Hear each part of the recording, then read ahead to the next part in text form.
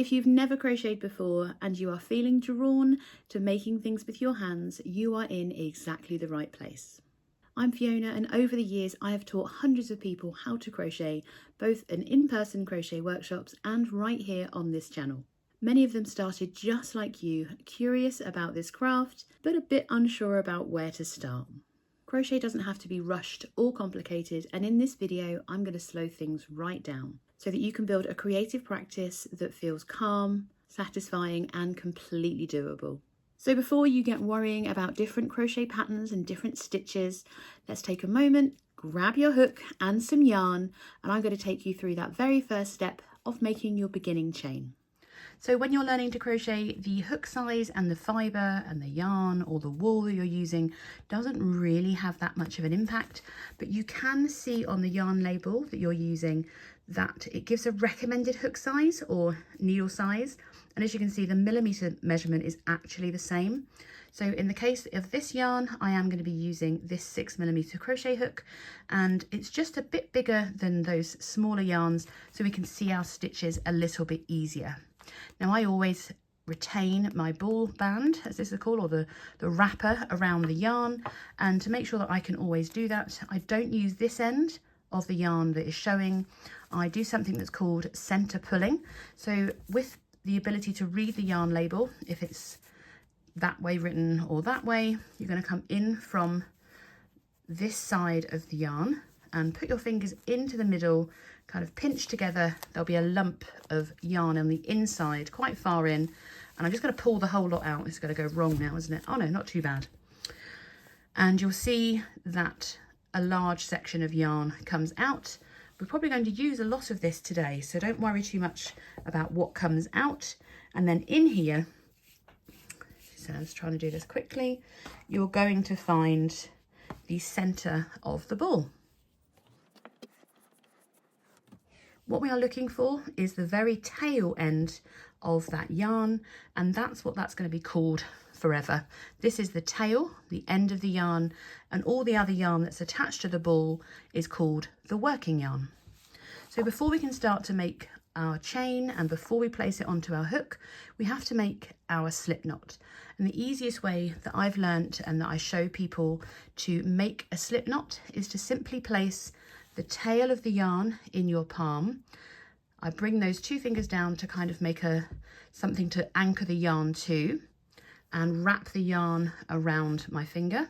So I've got the tail in my palm, quite a nice, reasonably long tail, and then I've simply placed it over my fingers and then wrapped it around again. From here, we are simply going to bring the yarn that's closest to our thumb over the top, and then the yarn that is now at the back, we're going to bring over and off our fingers, pulling those tails to create that slip knot. You'll have a loop, a tail, and your working yarn. The joy is with a slip knot is that it can very easily become undone until we start working. I'm going to show you that again. So we place the tail of the yarn in our palm, wrap the yarn around our finger, so we kind of bring it over the top and around. So you end up with what looks like two loops on your finger. Going to bring the loop that's closest to our thumb, comes over the top and stays on the finger, and then this new back loop comes over and off. If you pull the tails, it creates a lovely slip knot and a loop. You can practice that a few times until you feel confident in making your slip knot. And once you're feeling a little bit happier with that, we can grab our crochet hook. Doesn't matter which way you insert your hook through the loop, just place the loop onto your hook, and then we're going to pull the ends and the strands to tighten it up to the size of the crochet hook. This is a really good time to mention that your crochet hook will bevel, and it's this part of the crochet hook that matches the measurement on our hook. How you hold your hook is entirely up to you. This is generally known as a knife hold, as if you're going to cut your food, and an alternative way tends to be a pen hold, and that's regardless if you're left-handed or right-handed. So it doesn't matter which way you're holding it, as long as it's comfortable for you. There is no right or wrong way to hold your crochet hook. It is completely personal to you, and it's important that no one tells you otherwise. So if you are holding it like a pen, or you're comfortable holding it as a knife hold, it's whatever is comfortable for you. From this point, we're going to start making our beginning chain. Now what you will notice is if you start moving your yarn, your loop will be moving as well. And that's kind of what we want. We don't want this too loose. We don't want it too tight either. You want it to move across your hook nicely. What I would recommend is placing your finger onto the loop so that it doesn't spin around, and because we're going to start wrapping the yarn around the hook. So I place my finger onto that loop just to kind of secure it a little bit, and then how you hold your yarn, well, again, is very unique. You will see people that wrap it around lots of different fingers. I'm very simple. I just grab it into the palm of my hand. So this is the working yarn, just securing it into the palm of the hand and place it over the top of my pointy finger. Very simple. If you find that this yarn is flapping about and it's really loose and everything, don't worry too much about how you're securing everything right now. We're just going to get used to the action, and we can worry about how we hold it if we need to wrap it around another finger before we secure it. It's way too tight for me that way. I just grab it and get it up in the air. From here, we're going to bring the yarn from the back of the hook over the top towards you. So we don't want to be coming in this direction. We want to be bringing it over the back of the hook to the front towards you. And ideally, the yarn is going to catch in our hook. So we need to keep it a little bit further back, which is why I have it in that direction over my finger. I'm then going to secure the loop on my hook with my left hand. Doesn't matter how you hold it, if you've got it just wrapped, and then you can move it. What we're looking to do is to use the hook to bring the yarn through the loop on our hook. And by pinching where the tail is or the slip knot, it gives us a little bit more space. And you see there's a slight bit of light coming underneath that hook. And we're going to bring this loop over the top by using our hook to bring it through. Now, of course, I've made that look really easy, and you may well be struggling, and that's okay. So there's lots of different ways to bring that loop over as you're getting used to this technique and used to holding your yarn. We're going to bring the yarn up and over the hook towards you. Everything's still quite movable. We don't want everything too tight. And then we're going to use our hook. See how loose that loop is? I want to be able to get that hook through that loop. Just like that. If you are really struggling, see, the minute you let go, it flips. You can kind of just hold that into position and bring the loop through like that. Obviously, they're going to be a bit different tension, and we're not going to worry about our tension right now.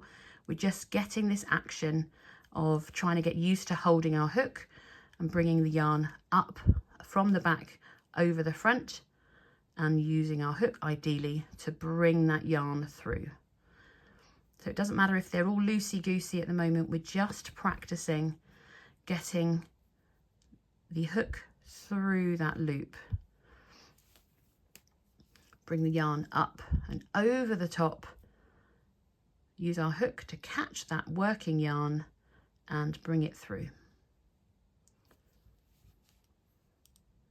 Over the top, and then I do secure it with my left hand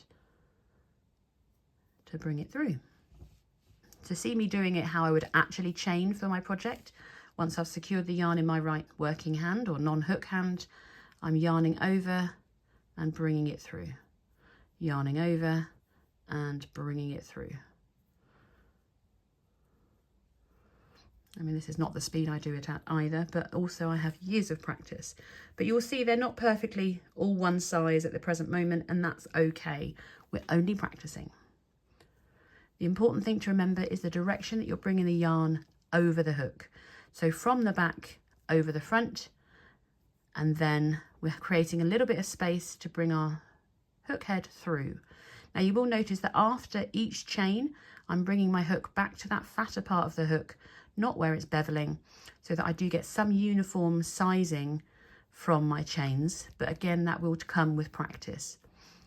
I'm just holding my yarn in different ways so you can see that it doesn't matter which way you hold your yarn, just as long as you're bringing it up from the back over the front, and I'm securing that loop with my hook hand while I bring it over so that it doesn't spin out of control.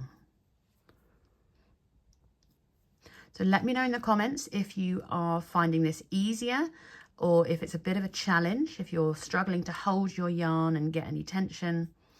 Don't worry that it's not perfect the first time. There's a lot happening between holding your hook and getting used to that, putting your finger onto the loop, bringing your yarn up and over. I'm struggling to do it in knife hold, sorry. Oh, pen hold, sorry. And then using your hook to move the yarn about. Also going to point out that if it falls off your hook, do not worry, the world will not end. It'll only undo if you start pulling your working yarn. Don't do that unless you really want to. And then if you're going to reinsert your hook, you want to place your hook just back through that loop. There is a right way and a wrong way. So this working yarn that's attached to the ball of yarn, you want the front of the loop facing you and that working yarn at the back, and put your hook back through and then pop your finger back on before you yarn over the hook towards you and bring it back through. So it really doesn't matter how you're holding your yarn at this moment. You just want a little bit of tension after you've yarned over, but not too much that it's too hard to get your hook through. And with practice, it will become much easier. That's not me speeding it up, that's the speed that I go, because with years of practice, they all come out the same size and they're obviously more uniform. But we're not looking for that today. We just want to get used to the action of placing your finger on, yarning over, creating a bit of space to bring your hook through smoothly and calmly. Once you've made a few chains, grab a pair of scissors because I'm going to show you how you would fasten off. The easy way to fasten off any of our crochet projects is we make a knot by making a chain, believe it or not. So just like we've been doing, we're going to make one final chain. So we yarn over the hook and bring it through, and then we're going to cut the yarn. Now it's always important, if this was a real project, that we leave enough yarn to say that we were going to weave our ends in. So you're looking between about 12 inches of yarn. We then cut the yarn. And what we need to do is to bring that end through the previous loop. This loop on our hook is active. We can move it about and make it bigger, but that last chain that we made is going to act as a knot. So we just need to bring that end through. And the simplest way to do that is to make this loop really large so that that end of the yarn comes through the loop. Tug on it gently and it will make a knot that's quite secure. That slip knot that we could undo previously is also a knot at the other end of our chain. Your chain should be springy, hopefully, and not too stiff. If it's really loose, don't worry. Loose is better than tight for when you're going to progress on to the next stage of working back into your chain. Now, I always like to do things twice, so we're going to do everything again before you head off to the next stage. So find your tail of your yarn, and we're going to make our slip knot once again and place it into the palm of your hand. With the working yarn, wrap it over your finger so you have 2 loops. We're going to start by bringing that loop closest to our thumb over the top and leaving it on our finger, and then using that loop that's now at the back and closest to our thumb, sorry, mine's a bit loose, we're going to bring that back loop over and off. We're going to pull those ends and create our slip knot. We then place that loop onto our crochet hook, and then using the yarn, we're just going to pull those strands to tighten it to the width of our crochet hook. Making sure that you leave your tail dangling, we're going to pick up the working yarn and secure it in our hands, whichever way is comfortable, and place our finger onto the loop just to secure it and stop it spinning. Going to get that working yarn and bring it from the back of the hook over the top, and then we're going to secure the slip knot and the tail, allowing it to move freely with that working yarn catching into that hook, and bring it through the loop on your hook. We're going to do that for a few more times, and then I'm going to show you how to count your beginning chains. So you bring the yarn over the hook towards you and bring it through the loop on your hook. Don't have to do too many, we're just going to do a few together so that we can then count what we have. So bringing it over the top towards you and bringing it through the loop on your hook. So when you have a few chains on your hook, it might be a bit wonky, but don't worry too much. We're not looking for perfection here. But what I want you to be able to see is that when you're looking at your chain here, they look like V's. They're a bit wonky, one side's higher than the other. That's okay, we're not judging. But what we do want to do is to know how many chains we've made. So it's important to know that this loop on your hook never counts as a stitch or a chain. And then underneath you have your V's. The easiest way to count your chains is to count one side of your V's. Now this is our slip knot right here at the bottom. And then I have 1, 2, 3, 4, 5, 6, 7, 8, 9, 10 chains here. I'm trying to get them all in one shot for you. So 1, 2, 3, 4, 5, 6, 7, 8, 9, 10. If you're counting your chains, let us know in the comments how many you made. This isn't a particularly long chain, it's just to give us an idea.